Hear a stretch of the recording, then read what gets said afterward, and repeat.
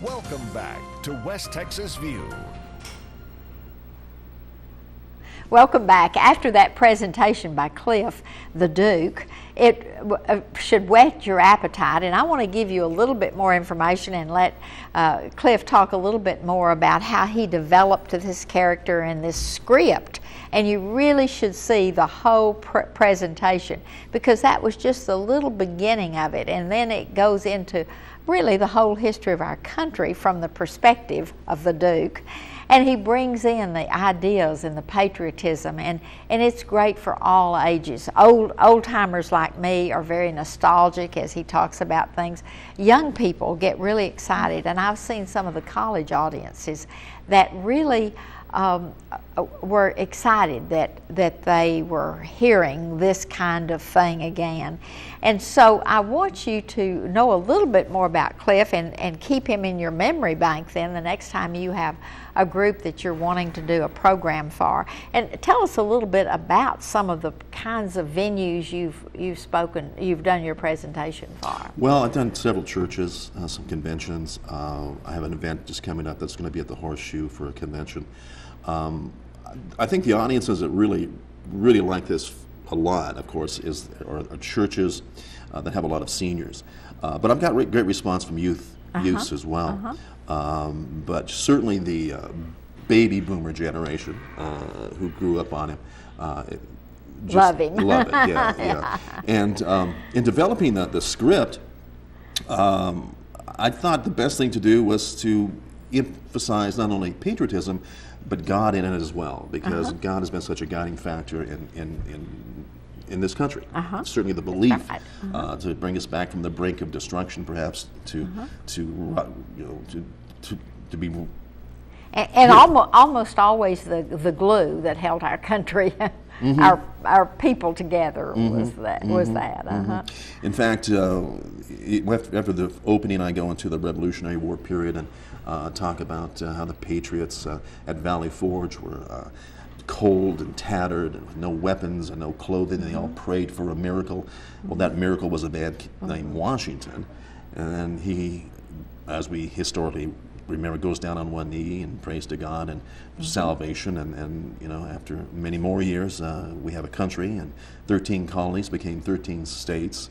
And then, of course, the opening of the West after the Louisiana Purchase was instrumental in building the country. But it emphasizes in the script not only the history of the country, but the inflection of how Wayne would say it, how he would interpret it. Sometimes the phrasing is, well, it's real short, comes in one sentence, something like that, instead of a long, drawn-out thing. But the response has been great. I've been getting a lot more requests that I'm going to look into to do it in more schools and more youth. Well, one of the interesting things that I've visited with one of the colleges in Abilene, and they said this is something particularly of interest to our oil and gas and our business communities, because they come in and they want to start a program on a really high note.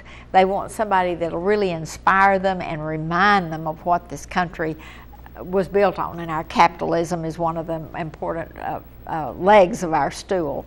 And so they have been very excited and very interested, and of course several of the convention and visitors bureaus have told me that in bringing people into the community, to know that we had some talent like you, some professional programming like yours, was a real big sales part of it. And so those are the kinds of things that a lot of people in the Permian Basin don't even know about. But you would go and do a program for a Chamber of Commerce in a community outside of, this area. A lot of, like we've talked about, a lot of guys do impressions and impersonators, but so many don't do a full show.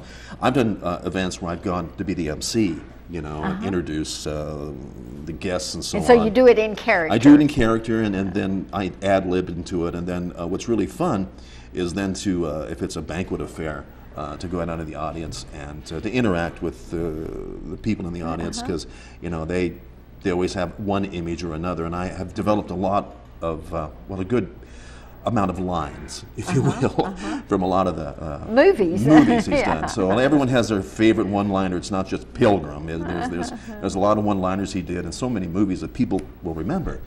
And that's really one of the fun things too, is to be right there with them down there in the mashed potatoes and the soup, if you will, and interact with them. Certainly with a lot of our generation, it just brings back a lot of memories. But more than that, it stirs again the reminder of how we need to be conscious of our history and bring that history again. I mean, if we don't talk about the history, we may be doomed to repeat it. That's right. If we don't learn from it. Exactly. But also the value system that he represented is part of it. It's clean. There's no suggestive humor or anything in it. It's just something that any audience could appreciate and any audience could relate to. And one of the things that one of the colleges told me was it was very interesting to see some of the young children of some of the faculty members and how they sit there just like they were really watching a Western, and their eyes were really big and they were just drinking in everything. But I love the authentic clothes that you have. This is called a bib shirt. It's a bib shirt, which is a Western, pretty much of a Western staple, really. The hat, of course, is a Stetson like he wore, and the vest is, of course, you go online and then it's the Duke vest. Well, yeah, it is, but I'll tell you, you have to pay almost double the price because of that. The gun belt I have is the gun belt he wore in so many movies. And your rolled up breeches legs. Yeah, well, he did that a lot. Not in a lot of the Calvary pictures, of course, and some of the later films he did in the 60s. But during the late 50s, like Rio Bravo, as an example, McClintock, he wore a signature costume. He wore the same belt. In fact, the belt buckle is from the movie The Red River D, which was done with Walter Brennan and Montgomery Clift. And that was a Howard Hawks production. And so at the end of the filming of that movie, Wayne plays this tough cattle boss, Howard Hawks had this craftsman from Mexico design these belt buckles, and each one was inscripted on the back and given to the cast. One was given to Wayne, one was given to Walter Brennan, Montgomery Clift, and some of the other people in it, and of course Howard Hawks, the director. And so it's an interesting, and he used to wear that in later films, like Comancheros as an example, McClintock, he wore that McClintock, and some of the other movies in the 60s. Of course, he did a lot of films where he wasn't wearing the cowboy hat, Donovan's Reef, let's see, the Irish one where he played him and Maureen O'Hara, where he was in Ireland. I can't think of the name, which is really crazy. But and he did a lot of things as far as where he put on a suit and tie. But everyone knows him as the cowboy. The Duke. Yeah. So you have this very wonderful 45-minute program, but is there additional programs in the future? I'm working on another script right now, which is actually in the script is going to be little vignettes from various movies. Vignettes from Rio Bravo, vignettes from The Man Who Shot Liberty Valance, vignettes from McClintock. So all of these are going to be little vignettes that won't be nearly as long, but there'll be those recognizable lines he's done. Okay. One of the ones in The Searchers, he says 7 times in the movie to Jeffrey Hunter is, "Well, that'll be the day." But then there are other things you can build around it, which I'm trying to do. And of course, in McClintock, when he's caught by this guy with a shotgun because he thinks that his daughter was taken out by one of his ranch friends and whatever, he turns the shotgun around on him and says, "I haven't lost my temper in 20 years. But somebody ought to belt you right in the mouth. But I won't. I won't. Oh, the hell I won't." And then he hits it. So we said hell on him. So those are kind of the things that I'm putting together on a second script that'll just kind of fall one, two, and the other, But in between those lines will be a setup of the movie. I'll talk little bit about what the movie and so on, and they'll do it in my voice, the Wayne voice and so on. So it's just a collection, and it won't be as long. It'll be probably 30 minutes, 28, 20. But the bottom line is we have this wonderful talent here, this wonderful asset for programs, and you don't even have to pay travel expenses for someone that's in our area, where all of these people that are calling you from Abilene and San Antonio and Lubbock and other places are having to pay not only the honorarium, but you have Duke Will Travel.